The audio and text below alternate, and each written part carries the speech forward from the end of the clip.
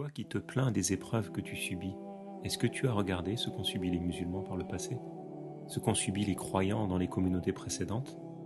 Il est connu que Pharaon était un homme injuste, un homme qui nuisait aux musulmans, à ceux qui suivaient le prophète Moussa. Pharaon, ce tyran, il vivait dans un grand palais, entouré de serviteurs, et parmi eux se trouvait une servante musulmane qui cachait son islam. La fonction de cette femme, c'était de coiffer les cheveux de la fille de Pharaon. Un jour, pendant qu'elle peignait ses cheveux, le peigne a glissé de ses mains. Quand elle a senti le peigne lui échapper des mains, la coiffeuse a dit « Bismillah ». La fille de Pharaon, elle a été surprise quand elle a entendu cette parole. Elle lui a dit « Est-ce que tu aurais un seigneur? Est-ce que tu aurais un Dieu autre que mon père ?» La coiffeuse, elle lui a répondu « Rabbi wa rabbu abiki huwa Allah » mais mon Seigneur et le Seigneur de ton père, c'est Allah. La fille, elle est partie rapporter ce qui s'était passé à son père. Et Pharaon, il a fait venir la coiffeuse et avec elle ses enfants. Il l'a interrogée. Il lui a dit « Qui est ton Seigneur ?» Elle a répondu sans hésiter « Mon Seigneur et ton Seigneur, c'est Allah. » Alors Pharaon, il a ordonné à ses soldats de faire bouillir une grande quantité d'eau pour la torturer. Il a fait venir cette femme, cette coiffeuse, et avec elle ses enfants. Il lui a ordonné d'abandonner l'islam. Il lui a ordonné de quitter sa religion. Elle a refusé. Elle a persévéré sur l'islam. Pharaon, il a exigé qu'on jette ses enfants dans l'eau bouillante devant elle.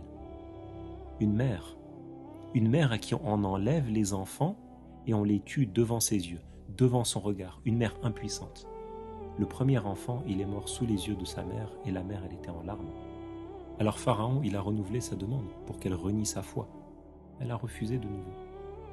Alors il a jeté son deuxième enfant et il est mort à son tour. C'est venu le tour du troisième, le plus jeune des enfants, c'était encore un nourrisson. Elle le portait dans ses bras, elle pleurait beaucoup. Par honneur, par prodige pour cette coiffeuse. Allah a fait prononcer cet enfant. Allah a fait que ce bébé, il parle dans les bras de sa mère. Il lui a dit « Mère patiente, tu es sur la vérité. Le châtiment dans l'au-delà, il est bien plus terrible que le châtiment dans ce bas monde. » Les soldats, ils ont pris son bébé et ils l'ont jeté dans l'eau et il est mort. C'est venu son tour à elle.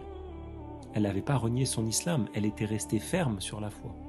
Avant d'être jetée dans l'eau bouillante, la coiffeuse a demandé à Pharaon que l'on rassemble ses os et les os de ses enfants pour qu'ils soient enterrés dans une même tombe.